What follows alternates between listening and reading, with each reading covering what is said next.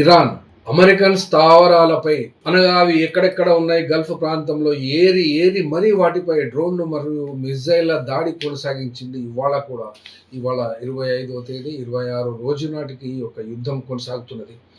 ముఖ్యంగా చెప్పాలి అనుకుంటే కువైట్లో ఉన్నటువంటి అతి పెద్ద రిఫైనరీ మీనా అల్ అహ్మదీపై డ్రోన్స్ దాడి చేసింది. అక్కడ భారీ మంటలు చెలరేగి చమురు ఉత్పత్తి అంతరాయం ఏర్పడింది. అట్లాగే అంతర్జాతీయ విమానాశ్రయం దగ్గర ఉన్నటువంటి ఇంధన ట్యాంక్స్ ను కూడా టార్గెట్ చేస్తూ డ్రోన్స్ దాడులు కొనసాగడం మూలాన ఇంటర్నేషనల్ గా రాకపోకలకు కూడా అంతరాయం ఏర్పడింది. విద్యుత్ సరఫరా కూడా నిలిచిపోయింది కువైట్లో. అట్లాగే టెలి అవీవ్ పై కూడా దాడులు చేసింది. అక్కడ ఉన్నటువంటి బిల్డింగ్స్ మరియు ముఖ్యంగా ఇన్ఫ్రాస్ట్రక్చర్స్ పై కూడా దాడి కొనసాగించింది. అట్లాగే గల్ఫ్లో ఉన్నటువంటి కువైట్, జోర్డాన్, బహ్రెయిన్ మరియు కింగ్డమ్ ఆఫ్ సౌదీ అరేబియాలో కూడా అక్కడ అమెరికన్ స్థావరాలపై దాడులు కొనసాగించింది. ఇక్కడ జోర్డాన్లో ఉన్నటువంటి అజ్రాహ్ మరియు దాని పక్కన ఉన్నటువంటి మోఫెహ్ సాల్టీ ఎయిర్ బేస్ ను ప్రధానంగా టార్గెట్ చేసుకుని దాడులు చేసింది. ఆ స్థావరంలో అమెరికాకు చెందిన మిజైల్ సిస్టమ్ ఉంది. ఆ మిజైల్ సిస్టమ్ పై దాడులు కొనసాగించింది. అమ్మాన్ అనగా ఈ జోర్డాన్ దేశంలో ఉన్నటువంటి అమ్మాన్ లో కూడా ఈ యొక్క డ్రోన్లతో దాడి చేసింది.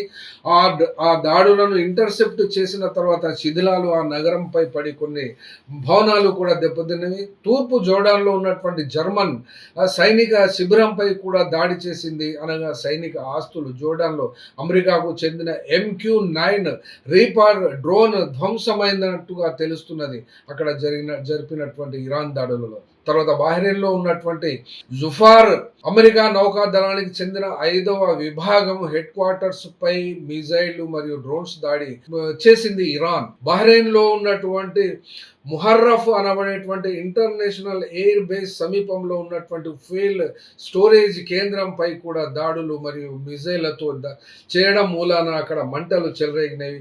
బహ్రెయిన్ రాజధాని మనామాలో గల సైనిక స్థావరం అనగా ఎయిర్ బేస్ అమెరికాకు చెందిందే. దానిపై కూడా ఇరాన్ దాడులను చేపట్టింది.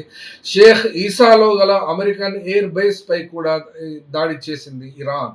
బహ్రెయిన్లో అమెరికా ఉన్నటువంటి రాయబార కార్యాలయాన్ని పూర్తి స్థాయిలోనే మూసివేసింది అమెరికా ప్రభుత్వం. అనగా ఇక్కడ జరుగుతున్నటువంటి ఈ వరుస దాడుల విషయానికి వస్తే రియాద్ పై కూడా తీవ్రమైనటువంటి దాడులు జరిగినవి. అల్ ఖర్జ్ మరియు ఈస్టర్న్ ప్రావిన్స్ లో కూడా దాడులు జరిగినాయి. 31 డ్రోన్స్ మరియు రియాద్ లో 3 మిజైల్స్, అల్ ఖర్జ్ లోపల కూడా మిజైల్ పడ్డవి.